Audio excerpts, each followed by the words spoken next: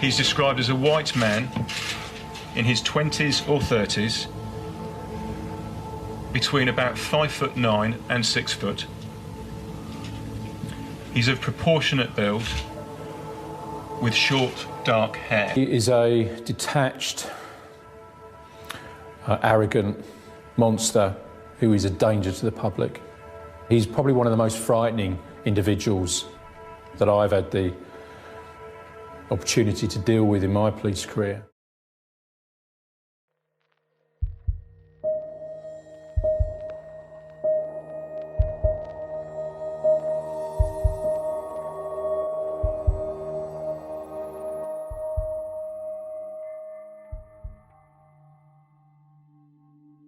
Sally Anne Bowman was born to parents Linda and Paul on September 11th, 1987, and enjoyed a close and tight-knit relationship with her family.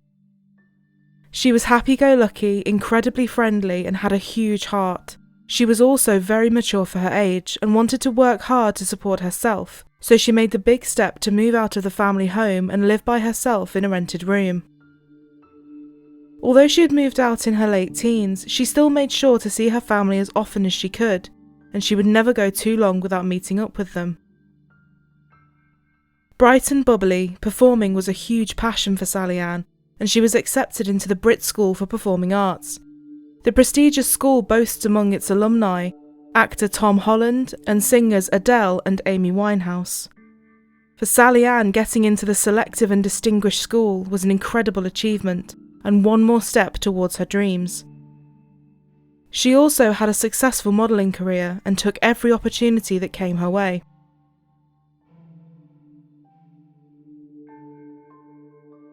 On the 24th of September 2005, 18-year-old Sally Anne was staying at her mother's house. She spent the day relaxing, and then her sister Nicole rang and asked if she wanted to go out in the evening to celebrate the birthday of Nicole's best friend. At around 6 p.m, Sally Anne got ready and headed off. As she left, her mother told her she loved her, and Sally Anne said she loved her back and walked off down the driveway. She met up with her sister and friends and headed to one of their favourite spots in the centre of town. She was caught on CCTV in the bar, laughing, dancing and enjoying her girls' night out.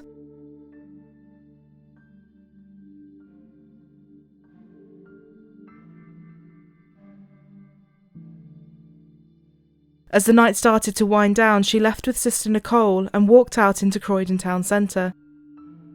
Not long after, she began talking to her ex-boyfriend, Lewis Sproston, on the phone. They had ended their relationship only a few weeks before, and Sally Anne desperately wanted to see him. She got a taxi from her sister's back into Croydon, where Lewis met her in his car. He picked her up at around 2:20 a.m. and drove her to her house in Blenheim Crescent, where she was renting a room. With the breakup being only a matter of weeks ago, emotions were still very raw, and soon into their journey the pair started arguing in the car. The argument went on until around 4:15 a.m, and Sally Anne then got out of the car and Lewis drove off.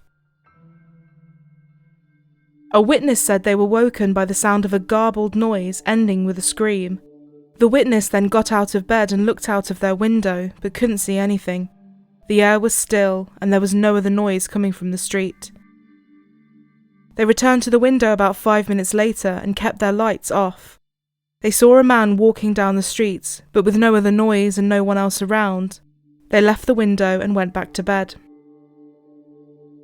At around 6:30 that morning, a neighbour went outside and saw what they assumed were the legs of a mannequin protruding from behind a builder's skip.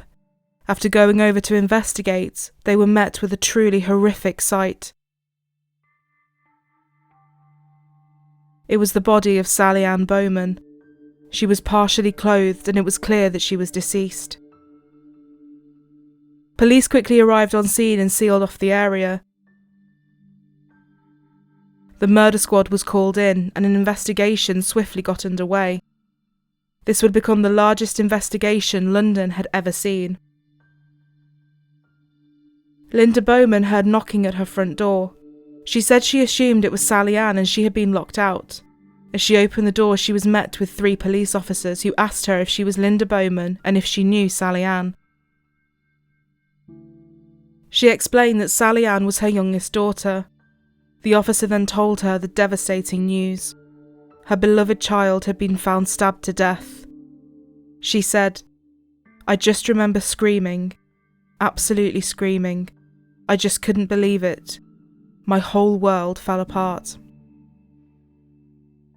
Police then had to break the news to her sister Michelle. Michelle said, "I remember something leaving me that day, and it's never, ever come back." Within a few hours of the investigation being launched, her sister and mother were faced with the terrible ordeal of formally identifying her body. Michelle said, "I remember going into the room, and for a split second I thought it wasn't her, because her hair was dark, and I just moved forward and saw her little button nose and her freckles, and that was it." Her devastated mother said she fell apart upon seeing Sally Anne's body, and Michelle was crying, "Please wake her up, Mum. Please wake her up."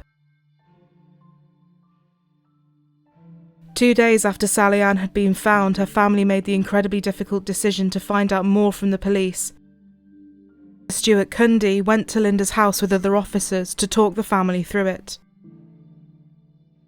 What happened in the few minutes following Sally Anne getting out of Lewis's vehicle remains unclear, but what investigators were able to piece together was that Sally Anne was standing alone in the driveway of her house, less than 10 metres from the safety of her front door, when she was caught off guard in a frenzied and violent attack. During the attack, Sally Anne Bowman was stabbed at least 7 times, with 3 of the stab wounds being so strong they passed through her body. There was also evidence to suggest that she had been sexually assaulted post-mortem. She had also been bitten several times, which had left DNA evidence. The peace and tranquility of this quiet suburban street had been shattered, and a sadistic, violent killer was now on the run. Her ex-boyfriend Lewis was quickly identified as a potential suspect. As he and Sally Anne had fought the night she was killed, and he had been one of the last people to see her alive, this was soon made a focus of the investigation. Officers quickly mobilised, and the hunt was now on to find Lewis Sproston. He was soon located with his brother and a friend. He identified himself and was subsequently arrested and brought in for questioning. Over the next 4 days, the murder squad questioned Lewis and took samples of his DNA. He maintained he knew nothing about Sally Anne's murder until the police arrived to talk to him. His DNA sample was sent to be examined to try and ascertain whether or not it matched the DNA found on Sally Anne's body. It appeared to be an open and shut case, a lover's tiff that had ended in tragedy. But when the call came from the Forensic Science Service, it was the news that nobody was anticipating. The DNA was a match, but not to Lewis Sproston. It matched a disturbing sexual assault cold case from 4 years ago, just a mile and a half away from where Sally Anne had been brutally murdered. Lewis was released from custody following this evidence. The police were now in a race against time, to find a killer whose crimes were not only seemingly escalating, but was capable of striking again at any time.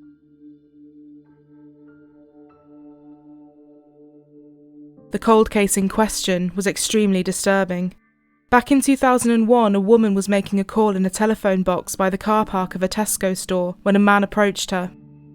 He proceeded to expose himself and perform a sex act upon himself before leaving his DNA on the floor of the phone box.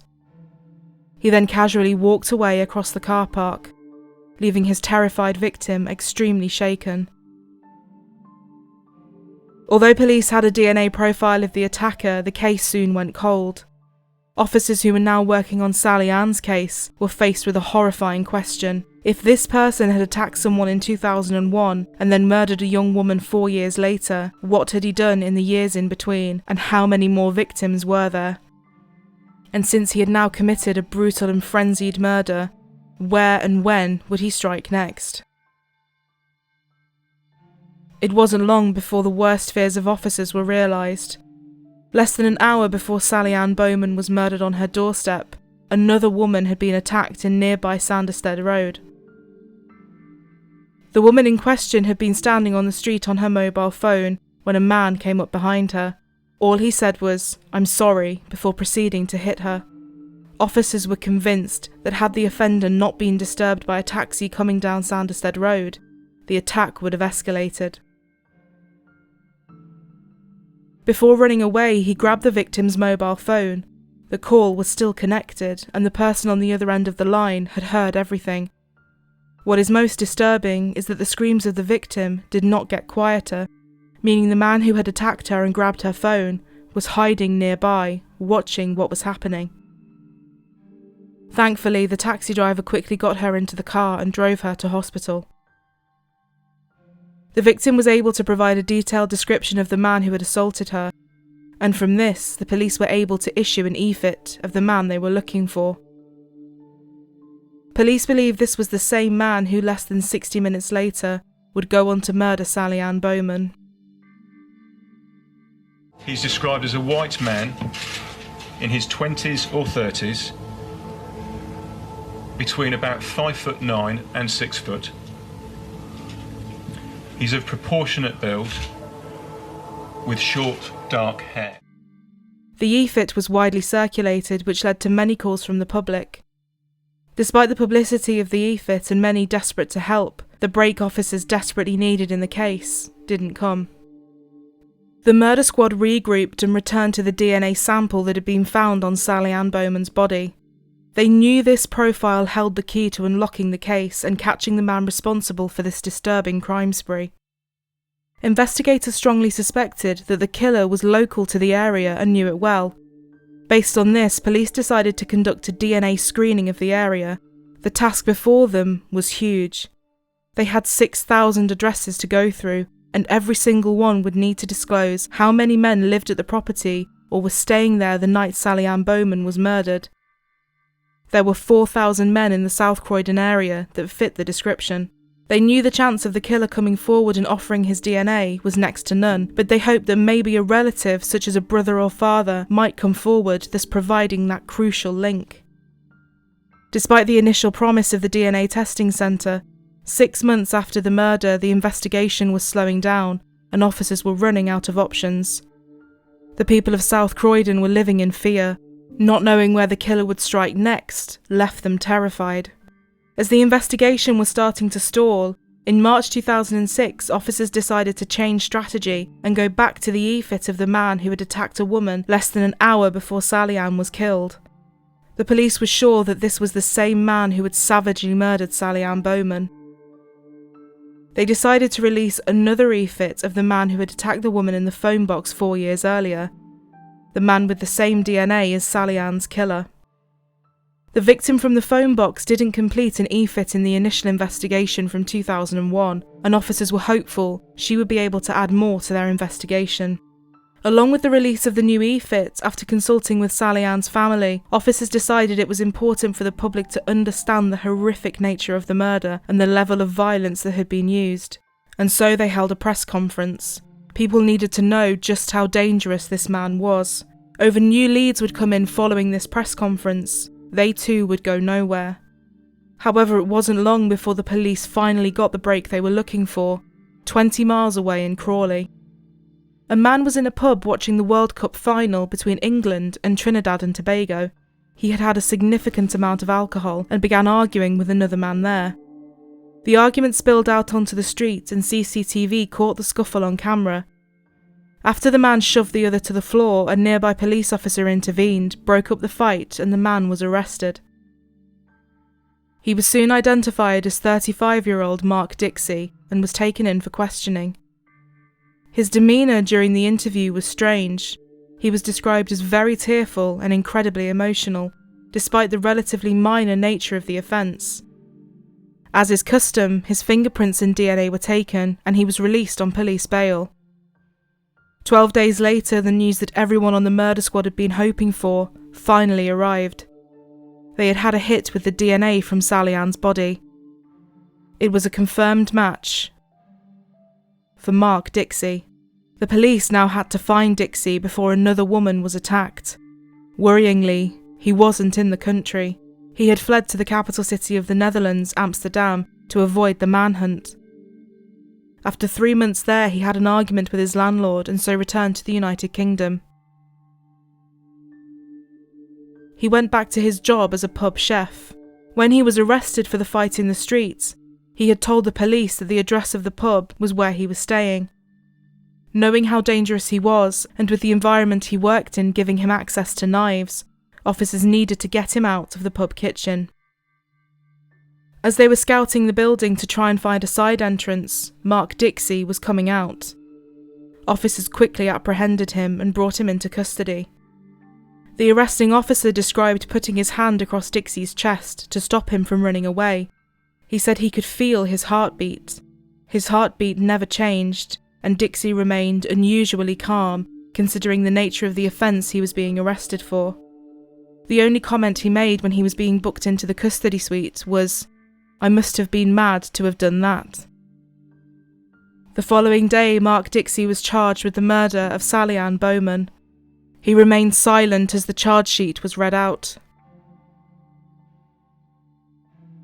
The family liaison officer, Graham Bannatyne, called Linda at around 9 p.m. and asked if he could come to the family home. He was finally able to give the devastated Bowman family the news they had waited so long to hear. The man who had viciously taken Sally Ann's life was finally in custody. But who exactly was Mark Dixie, and how had he evaded capture for so long? Born in Streatham in 1970, he had a troubled childhood. His parents divorced when he was 18 months old. His mother remarried, and Dixie took the name Mark James MacDonald, using his stepfather's surname. But throughout his life he would use 5 known aliases, including Mark Philip Dixie, Mark James Down, Stephen MacDonald, and Shane Turner. During his childhood he was also moved to a children's home. He soon developed a long rap sheet, with his crimes taking place before it was mandatory to take a DNA sample upon arrest. In 1986 he robbed a woman at knife point in Stockwell, and he was sentenced to 6 weeks in prison. A year later he was convicted of robbery, and in 1988 he received a 2-year sentence for indecent assault and assault occasioning actual bodily harm. In 1989 he was convicted again of indecent exposure and received a sentence of 80 hours community service. Another conviction came in 1990 after he assaulted a police officer. To the horror of investigators, this criminal activity was not limited to the UK. In 1993, Dixie moved to Australia, but soon ran into trouble there. He overstayed his visa and the crime spree started again. In 1998, a 19-year-old Thai student was alone in her house in Perth when she heard noises coming from her kitchen. After going to investigate, she came face to face with Mark Dixie, who was wearing a stocking pulled over his head. He was also armed with a knife. She was stabbed 7 times and subsequently lost consciousness. He then proceeded to sexually assault her before stealing items from her house and fleeing. Thankfully, she survived the horrifying ordeal. The crimes didn't stop there. On New Year's Day in 1999, Dixie had spotted a young woman running along a road near Bunbury, a few hours south of Perth. He stopped his car ahead in the road before taking off his clothes and hiding in a bush. He then jumped out at the woman and asked her to perform a sex act. He received a fine of $750 3 days later, and in April of 1999 he was deported from Australia. Following the formal charge for Sally Anne's murder, the work for investigators was just beginning. Over the next 18 months, the police painstakingly pieced together Dixie's movements to try and explain how and why he had murdered 18-year-old Sally Anne. They needed the case to be watertight. They spoke to friends and those who knew him and learned that he had been out on the 24th of September, celebrating his birthday, the same night he had killed Sally Anne. He went out with friends to a pub on Brighton Road, only a few hundred yards from where Sally Anne had lived on Blenheim Crescent. Birthdays were very important to Dixie, and previous partners said he always expected something significant on his birthday. That night, his partner hadn't gone out with him. While in the pub, he called her, and when he returned to the table, his friends said he was like a completely different person. He was withdrawn, subdued, and clearly angry, and spent the rest of the evening drinking in excess and taking more drugs. When the pub closed, he and 2 female friends left for Avondale Road, where he was going to stay with them. This too was only a few hundred yards from Blenheim Crescent. The two women headed to bed in the early morning hours, but Mark Dixie didn't. Police believe that he left the property sometime between 2:30 and 3:30 a.m. Police also believe he took a knife with him as he left with the intent on finding a woman and attacking her. Investigators strongly suspect he was the person that attacked the woman on Sanderstead Road and was frustrated when he failed to carry out his fantasy. After he ran away to nearby Blenheim Crescent, it appeared that Sally Anne Bowman was tragically in the wrong place at the wrong time. Officers theorised that after murdering Sally Anne, he didn't leave the area immediately, but instead hid to see if any neighbours would come out to investigate. No neighbour appeared and no lights in the houses went on. He didn't know, however, that a witness had heard Sally Anne scream and was looking out of her bedroom window while keeping her bedroom light off. Police believe the man she saw walking back in the direction where Sally Anne was found was Mark Dixie. Assuming nobody was watching him, he returned to the body and sexually assaulted her. He then went back to the property he was staying at with his two female friends and fell asleep on the sofa. The next morning, he acted as if nothing had happened. During their inquiries, officers reached out to Australian police saying he was in custody and to check if his DNA matched any of the crimes they had on record. It came back with a match to the attack on the Thai student in Perth in the 1990s. On the 5th of February 2008, Mark Dixie arrived at the Old Bailey Courthouse in London, and his detached and cold demeanour left the courtroom in shock. During the trial, the Thai woman from Perth gave evidence that Dixie had stabbed and raped her in 1998. He has yet to be formally charged with this attack, though a DNA sample from her underwear has been matched to him. Dixie's defence was staggering. He admitted to being the rapist and leaving his DNA on Sally Anne's body. He said he had stumbled across what he thought was a drunk girl lying unconscious and took the opportunity to sexually assault her. He said he was not the man who had taken Sally Anne's life, but that the real killer was still out there. He never once offered an explanation for his appalling crimes. Before long, it was time for the jury to deliver their verdict. Mark Dixie was found guilty in a unanimous decision. He received a mandatory life sentence with a minimum term of 34 years. This is among one of the longest minimum terms to ever be given to a single murderer. This also means that before he can even be considered for parole, he will be at least 70 years old. He began his sentence at Belmarsh, a Category A prison. A Category A prison is reserved for highly dangerous offenders that pose great risk to the public. He was then moved to Long Lartin prison after other inmates threatened to attack him at Belmarsh. In 2014, it was revealed that he had been moved again to another prison, HMP Frankland. This too was for his own protection. DCI Chris LePere, who was part of the murder squad, described him as one of the most frightening people he had ever encountered during his entire career. Due to the importance of DNA solving her daughter's case, Linda Bowman is a vocal advocate for a compulsory DNA database. She believes that had DNA not been found, Lewis Sproston may have been wrongfully convicted. Stuart Cundy, who led the investigation into Sally Anne Bowman's murder, agreed, saying, "It is my opinion that a national DNA register, with all its appropriate safeguards, could have identified Sally Anne's murderer within 24 hours. Instead, it took nearly 9 months before Mark Dixie was identified, and almost 2.5 years for justice to be done."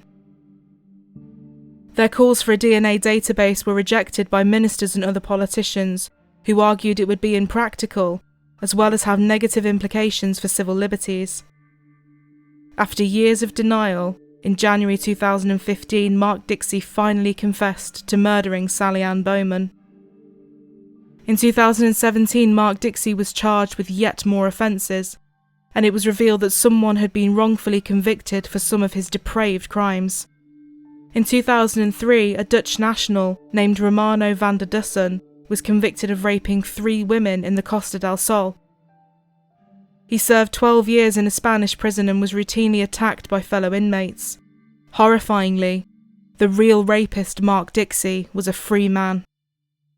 In June 2015, a Dutch newspaper reported that Dixie had confessed to one of the sexual assaults, but not the other two. Romana van der Dussen was eventually acquitted in 2016 and was present at Southwark Crown Court on November 24, 2017, as Mark Dixie was given 2 more life sentences for attacks on 2 other women in Croydon. His crimes went back to when he was just 16 years old. He admitted to raping a woman in the deserted Wandle Road car park in 1987, leaving her bound and gagged as he set her car on fire. According to the judge, he was delighting in her evident fear. He ran away with her credit card details, and later that night, he called her home phone to taunt and terrify her. He called again the following evening. The victim was so traumatised, she moved to the country to be as isolated as possible. He also confessed to hitting a woman over the head with a chef's iron and then dragging her to an isolated spot on Selsdon Road in 2002, where he indecently assaulted her. The victim had been leaving messages on her boyfriend's phone as she walked home, but on the last message she could be heard screaming and dropping the phone. Dixie was only stopped when a concerned neighbour scared him off. He later used the victim's mobile phone that he had taken from the scene to call her boyfriend and brag about what he had done to her. The victim was left with multiple skull fractures. Mark Dixie's cold-hearted and detached manner was evident. He said, "It could have been worse." When Mark Dixie was convicted of these attacks in 2017, Chris Lepere, who had been on the team investigating Sally Anne's murder, said, "I hope today's sentence will bring a small measure of closure to these 2 women. With the advancement in forensic technology, we were able to link Dixie to these offences and bring him to justice." Although the sentence will never bring their beloved daughter and sister back, the Bowman family were full of admiration for the police, especially their family liaison officer Graham Bannatyne, who gave them invaluable support during the investigation. The damage caused by Mark Dixie is immeasurable. Lives have been shattered, women have lived in fear, an innocent man was wrongfully convicted, and a family are left without their beloved daughter and sister. Michelle, the sister of Sally Anne Bowman, said, "You get that split second in the morning when you wake up and your life is perfect. Everything's how you want it to be. And then bang, it's there and it hits you. Worrying to close your eyes, not knowing what you're going to see. Not knowing if you're going to see that Sally you remember or that Sally you see from the pictures. And that fear goes through me every night when I go to sleep.